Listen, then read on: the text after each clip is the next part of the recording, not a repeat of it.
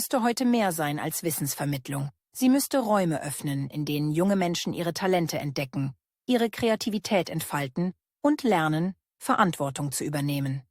Schulen könnten Orte sein, an denen Demokratie gelebt wird, an denen Achtsamkeit und Körperbewusstsein genauso selbstverständlich sind wie Mathematik und Sprache. Bildung wäre dann nicht nur Vorbereitung auf Prüfungen, sondern Vorbereitung auf das Leben, eine Lebensversicherung für Demokratie und Wirtschaft. Und genau hier beginnt der Widerspruch. Schule ist heute nicht das, was sie sein müsste. Die Folgen sind sichtbar. Fachkräftemangel, Orientierungslosigkeit, psychische Überlastung und politische Radikalisierung. Alles Symptome einer gemeinsamen Wurzel. Menschen, die gelernt haben zu funktionieren, aber nicht zu verstehen. Wer nur gelernt hat zu funktionieren, läuft Gefahr, innerlich zu zerbrechen. Genau hier zeigt sich die Verbindung. Steigende Krankheitstage und viele psychische Erkrankungen sind Symptome einer Gesellschaft, die Leistung über Selbstbewusstsein stellt. Kinder, die sich selbst kennen, sind weniger gefährdet und genau das fehlt ihnen. Während Schulen heute längst mit Tablets, Smartboards und Lernplattformen arbeiten, bleibt das Grundproblem bestehen. Zu große Klassen, zu wenig Lehrkräfte, fehlende Räume für Achtsamkeit und Selbstverantwortung. Draußen wächst ein neues Bedürfnis. Junge Menschen suchen nach Mental Health, nach Körperbewusstsein, nach Reflexion.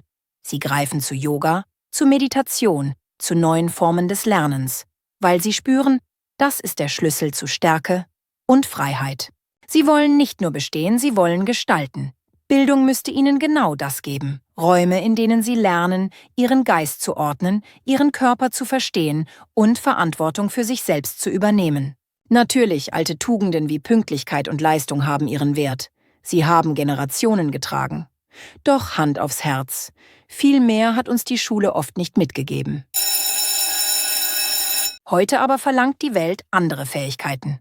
Selbstbewusstsein, soziale Kompetenz, Lernfähigkeit, Kreativität, digitale Kompetenz, Teamgeist und die Fähigkeit, Probleme eigenständig zu lösen. Das sind die Schlüsselqualifikationen unserer Zeit. Und nur weil wir sie selbst nicht gelernt haben, dürfen wir sie nicht kleinreden. Denn ohne kritisches Denken und Verständnis bleiben wir anfällig für einfache Parolen, sei es von Populisten oder von Ideologien. Bildung darf nicht länger ein Relikt der Industriegesellschaft sein. Sie ist kein Luxus, sondern die Lebensversicherung unserer Demokratie und unserer Wirtschaft. Wenn Schulen zu Orten werden, an denen Kinder Fehler als Chance begreifen, Kooperation über Konkurrenz stellen und Verantwortung für sich selbst übernehmen, dann schaffen wir die Grundlage für eine Gesellschaft, die Zukunft hat. Wir stehen an einem Scheideweg. Entweder wir verharren im alten Denken und verlieren Schritt für Schritt den Anschluss, oder wir wagen den Aufbruch und geben unseren Kindern die Werkzeuge, die sie brauchen: Mut, Kreativität, kritisches Denken, digitale Kompetenz und die Fähigkeit, ihr Leben selbst zu gestalten. Das ist mehr als Bildung. Das ist die Voraussetzung für Freiheit.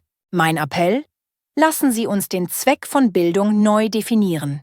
Nicht als Drill, nicht als bloßes Funktionieren, sondern als Einladung zum Leben. Wenn wir unseren Kindern zeigen, dass wir zu leben verstehen, dann werden sie nicht in die Flucht getrieben, weder in Ideologien noch in bloße Selbstoptimierung. Sie werden zu mündigen Bürgern, die unsere Gesellschaft tragen können. Und genau das brauchen wir heute dringender als je zuvor.